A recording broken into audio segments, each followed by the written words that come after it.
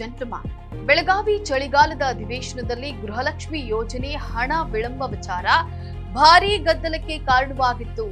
February March ತಿಂಗಳ ಕಂತು ಬಿಡುಗಡೆಯಾಗಿಲ್ಲ ಅಂತ ಸಚಿವೆ ಲಕ್ಷ್ಮಿ ಹೆಬ್ಬಾಳ್ಕರ್ ತಪ್ಪೊಪ್ಪಿಕೊಂಡು ಕೆಲವೇ ದಿನಗಳಲ್ಲಿ ಹಣ ಜಮೆ ಮಾಡುವುದಾಗಿ ಹೇಳಿದ್ರು. ಆದ್ರೆ 3 ತಿಂಗಳಾದ್ರೂ ಇನ್ನೂ ಕೂಡ ಗೃಹಲಕ್ಷ್ಮಿಯರ ಖಾತೆಗೆ ಹಣ ಬಂದಿಲ್ಲ. ಹಾಗಾದ್ರೆ ಅಧಿವೇಶನದಲ್ಲಿ ಹೆಬ್ಬಾಳ್ಕರ್ ಹೇಳಿದ ಮಾತೆಲ್ಲ ಸುಳ್ಳ? ಈ ಯುಗಾದಿಗೂ ಗೃಹಲಕ್ಷ್ಮಿ ಹಣ ಬರಲ್ವಾ? ಎಸ್ ವೀಕ್ಷಕರೇ, ನೆಲ ಜಲ ಭಾಷೆಗಾಗಿ ಪ್ರಾಮಾಣಿಕ ಪತ್ರಿಕೋದ್ಯಮ. ನೀವು ನೋಡ್ತಾ ಇದ್ದೀರಾ ಫೋಕಸ್ ಟಿವಿ. ನಾನು ಪವಿತ್ರ.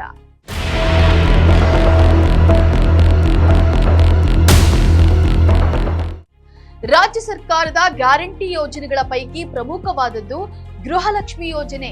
ಈ ಯೋಜನೆ ಮೂಲಕ ಮನೆ ಯಜಮಾನಿಯರ ಖಾತೆಗೆ ಪ್ರತಿ ಮಾಸ 2,000 ಹಣ ಜಮೆಯಾಗ್ತಾ ಇದೆ.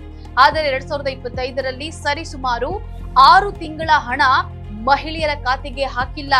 ಈ ವಿಚಾರವಾಗಿ ಬೆಳಗಾವಿಯಲ್ಲಿ ನಡೆದಂತಹ ಚಳಿಗಾಲದ ಅಧಿವೇಶನದಲ್ಲಿ ಪಕ್ಷಗಳು ಪ್ರಶ್ನೆಯನ್ನ ಮಾಡಿದ್ವು. ಕೊನೆಗೆ ಸಚಿವೆ ಲಕ್ಷ್ಮಿ ಹೆಬ್ಬಾಳ್ಕರ್ ಹಣ ಜಮೆ ಮಾಡಿಲ್ಲ ಅಂತ ಹೇಳಿ ತಪ್ಪೊಪ್ಪಿಕೊಂಡಿದ್ರು. ಇದರಿಂದ ವಿಪಕ್ಷಗಳು ಸರ್ಕಾರದ ವಿರುದ್ಧವಾಗಿ ತೀವ್ರ ಆಕ್ರೋಶವನ್ನ ವ್ಯಕ್ತಪಡಿಸಿದ್ವು. ತಪ್ಪು ಮಾಹಿತಿ ಮತ್ತು ಹಣದ ಪಾವತಿ ಕುರಿತು ಸರ್ಕಾರಕ್ಕೆ ಮುಜುಗರವೂ ಉಂಟಾಗಿತ್ತು. ಆದಷ್ಟು ಬೇಗ ಹಣ ಹಾಕುವುದಾಗಿ ಸಚಿವೆ ತಿಳಿಸಿದ್ರು. ಆದರೆ ಅದಾಗಲೇ ಚಳಿಗಾಲದ ಅಧಿವೇಶನ ಮುಗಿದು ವಿಶೇಷ ಅಧಿವೇಶನವೂ ನಡೆಯಿತು.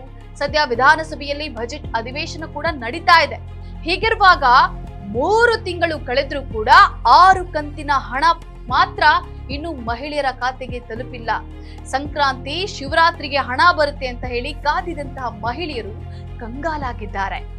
ಈಗ ಯುಗಾದಿ ಹಬ್ಬಕ್ಕೂ ಹಣ ಬರೋದು ಡೌಟ್ ಎನ್ನಲಾಗ್ತಾ ಇದೆ.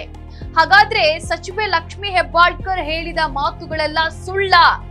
ನುಡಿದಂತೆ ನಡೆದಂತಹ ಸರ್ಕಾರ ಅಂತ ಹೇಳಿ ಎಲ್ಲಾ ಭಾಷಣಗಳಲ್ಲೂ ಹೇಳುವಂತಹ ಕಾಂಗ್ರೆಸ್ ಪಕ್ಷ ಮಹಿಳೆಯರಿಗೆ ಹಣ ಕೊಡ್ತೀನಿ ಅಂತ ಹೇಳಿ ಈಗ ಎಲ್ಲೋದ್ರು?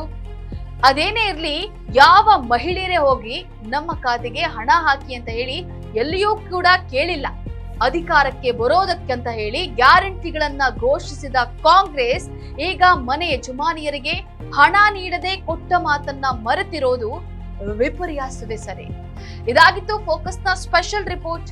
ನೆಲ ಜಲ ಭಾಷೆಗಾಗಿ ನೋಡ್ತಾ ಇರಿ ಫೋಕಸ್ ಟಿವಿ.